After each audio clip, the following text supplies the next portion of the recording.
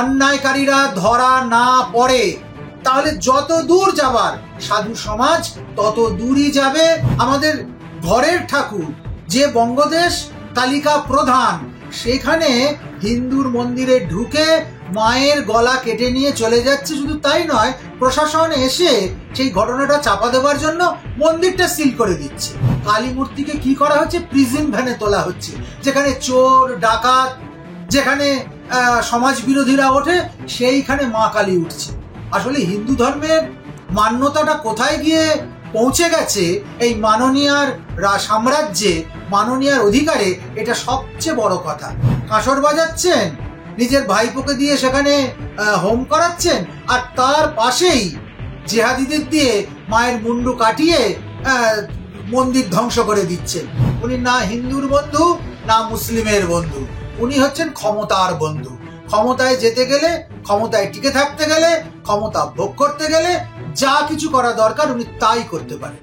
উনি শুধুমাত্র নৈতিক দায়িত্বটা স্বীকার করে প্রশাসনিক কর্তব্যটা যদি পালন করতেন, তাহলে আমার মনে হয় আজকে পশ্চিমবঙ্গ যে জায়গায় গেছে সেই জায়গায় এসে পৌঁছতো। মমতা বন্দ্যোপাধ্যায়ের প্রতি মুসলিম তোষণের একটা অভিযোগ বরাবরই থেকেছে। সেই মুসলিম তোষণের যে অভিযোগ, সেটার উপরই চাদর ঢাকা দিতে কি একের পর এক মন্দির নির্মাণ করছে? এতদিনের অন্যায় অত্যাচারের হিসেব যদি কষা হয় তাহলে খাতা শেষ হয়ে যাবে। এই জন্য উনি এখন চাইছেন একদম সস্তা এবং নিরাপদ উপায়, ধর্মের হাত ধরে রাজনীতির বৈতরণী পার হয়ে যেতে। অভিনেত্রী রচনা বন্দ্যোপাধ্যায় বলেছেন, মা কালীর হাতের যে খড়গ, সেটা একমাত্র মমতা বন্দ্যোপাধ্যায়ের হাতেই মানায়।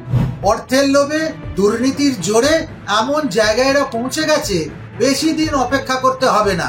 মা কালীর খাঁড়া কার হাতে মানায় আর কার গলায় পড়লে মানায়, এটা কিছুদিনের মধ্যেই বুঝতে পারা যাবে।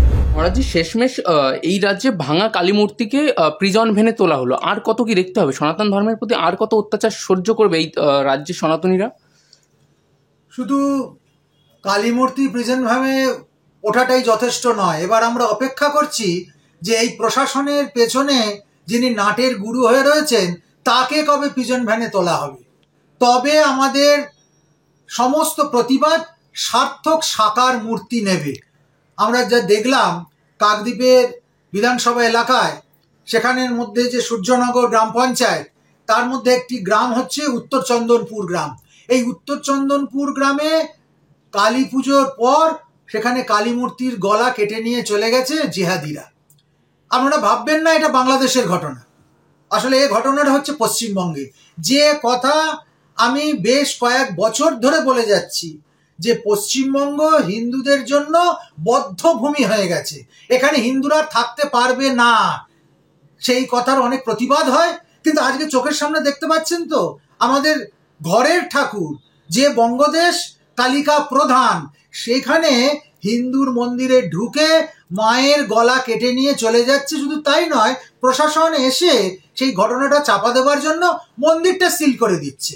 কিছুতেই মন্দিরটা খুলে ছবি তুলতে দিচ্ছে না, সংবাদ মাধ্যমকে গ্রামবাসীদের যেতে দিচ্ছে না। পরে গ্রামবাসীদের চাপে মন্দির খুলে দিতে যখন বাধ্য হয়েছে, তারপর যাতে উত্তেজনাটা না ছড়ায় তার জন্য কালী মূর্তিকে কি করা হচ্ছে? প্রিজন ভ্যানে তোলা হচ্ছে। যেখানে চোর ডাকাত, যেখানে সমাজ বিরোধীরা ওঠে, সেইখানে মা কালী উঠছে। আসলে হিন্দু ধর্মের মান্যতাটা কোথায় গিয়ে পৌঁছে গেছে এই মাননীয়ার সাম্রাজ্যে, মাননীয়ার অধিকারে, এটা সবচেয়ে বড় কথা। ঘটা করে নিজের বাড়িতে মায়ের পূজা করছেন, কাঁসর বাজাচ্ছেন, নিজের ভাইপোকে দিয়ে সেখানে হোম করাচ্ছেন, আর তার পাশেই জেহাদিদের দিয়ে মায়ের মুন্ডু কাটিয়ে মন্দির ধ্বংস করে দিচ্ছেন।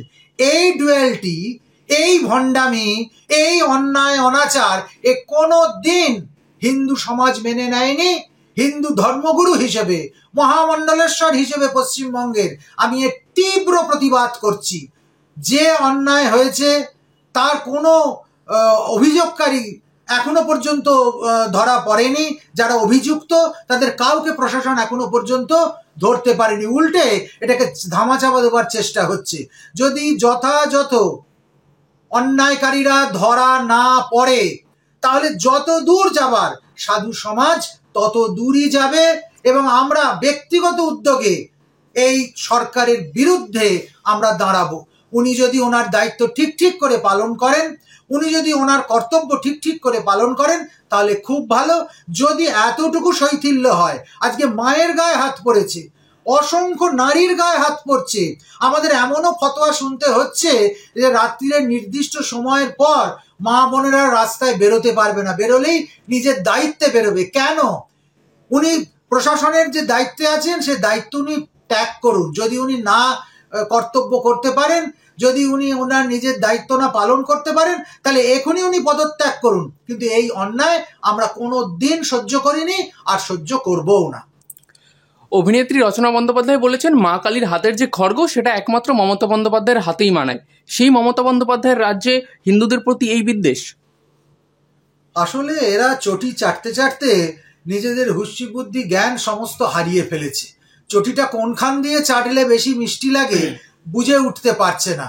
না হলে মায়ের আয়ুধ একটা মানুষের হাতে, একটা প্রশাসনিক প্রধানের হাতে সবচেয়ে ভালো মানায়।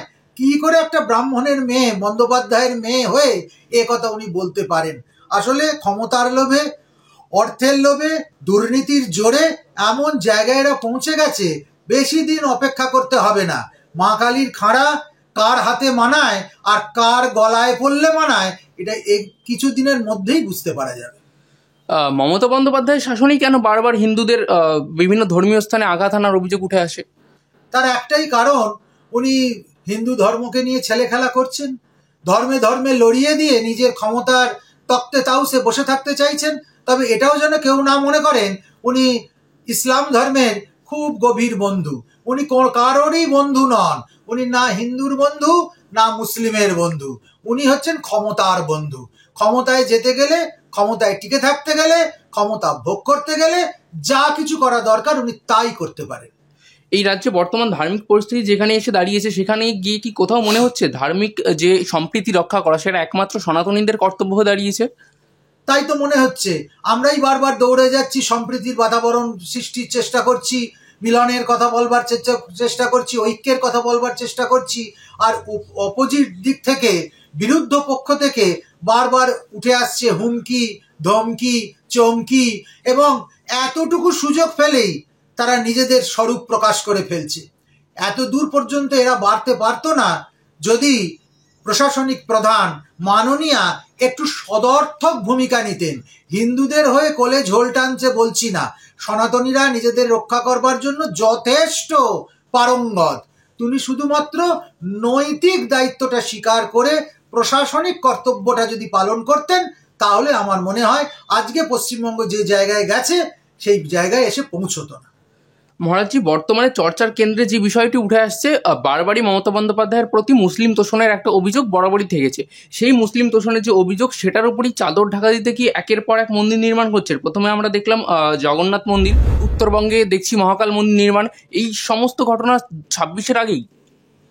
হ্যাঁ, বাজার গরম করতে হবে। মমতা ব্যানার্জি এটা বুঝে গেছেন যে ওনার এই এক পেশে আচরণ, ওনার এক চোখমি, ওনার ধীরে ধীরে পশ্চিমবঙ্গকে মিনি পাকিস্তান করবার যে প্রয়াস উনি চালান ববি হাকিমের মধ্য দিয়ে, সেটা হিন্দুরা ধরে ফেলেছে। হিন্দু ভোট খানিকটা হলেও এদিক ওদিক হয়ে গেছে। এখন মুসলিম ভোটটাকে এক জায়গায় করতে গিয়ে এই যে হিন্দু ভোট কিছু তার হাতছাড়া হয়ে গেছে, এটাকে আবার তিনি ফিরিয়ে আনবার জন্য হিন্দুদেরকে ভুল বোঝাতে চাইছেন, হিন্দুদের ক্ষতে একটু প্রলেপ দিতে চাইছেন। তবে হ্যাঁ, যতই মন্দির উনি নির্মাণ করুন না কেন, সাংস্কৃতিক কেন্দ্র বলে মন্দির নির্মাণ করিয়ে তাকে চালানোর চেষ্টা করুন না কেন, কোনো দিন এই বিশৃঙ্খলা, এই ষড়যন্ত্র এবং ক্ষমতায় টিকে থাকবার জন্য ধর্মকে কেন্দ্র করে ওনার এই নোংরা প্রয়াস, এটা কোনো দিন সফল হবে না। সনাতনীরা গর্জে উঠছে, একত্রিত হচ্ছে, এবং সনাতনীদের আত্মসাক্ষাৎকার এবং জাগরণে ওনার অন্যায়ের, দুর্নীতির এবং সার্বিক অবক্ষয়ের সিংহাসন ভেঙে পড়বেই পড়বে। মহারাজি, সবশেষে আপনাকে যেটা প্রশ্ন করব, এই ভারতবর্ষের মতো সাংবিধানিক দেশে কোথাও গিয়ে কি প্রশাসনিক প্রধানকে মানায় কোনো মন্দির, গির্জা বা কোনো অন্য কোনো ধর্মের কোনো ধার্মিক স্থান নির্মাণ করা? কোনোদিনই সেটা মানায় না। কেননা ওনার দায়িত্ব ছিল উনি সাধারণ মানুষের শিক্ষা দেবেন, সাধারণ মানুষকে চাকরি দেবেন, সাধারণ মানুষকে স্বাস্থ্যের সুরক্ষা দেবেন, সাধারণ মানুষকে শিক্ষার পরিস্থিতিতে সুষ্ঠুভাবে জীবন গঠনের আবহাওয়া তৈরি করে দেবেন। প্রতিটাতে তিনি ব্যর্থ হয়েছেন। এইবার ধর্মের ফুলজল ছিটিয়ে, ধর্মের মন্ত্র পড়ে, আল্লাহর আজান দিয়ে মানুষগুলোকে বোকা বানাতে চাইছেন। ওনার যেটা কাজ উনি সেটা করুন, আর যে কাজ ধর্মগুরুদের, যে কাজ ধর্ম প্রচারকদের, তারা সে কাজ করুক। আমার মনে হয় যে যার সীমাবদ্ধতার মধ্যে থেকে যদি দেশ এবং রাষ্ট্রের হিতে কাজ করে, তাহলেই আদর্শ রাষ্ট্র গড়ে ওঠা সম্ভব।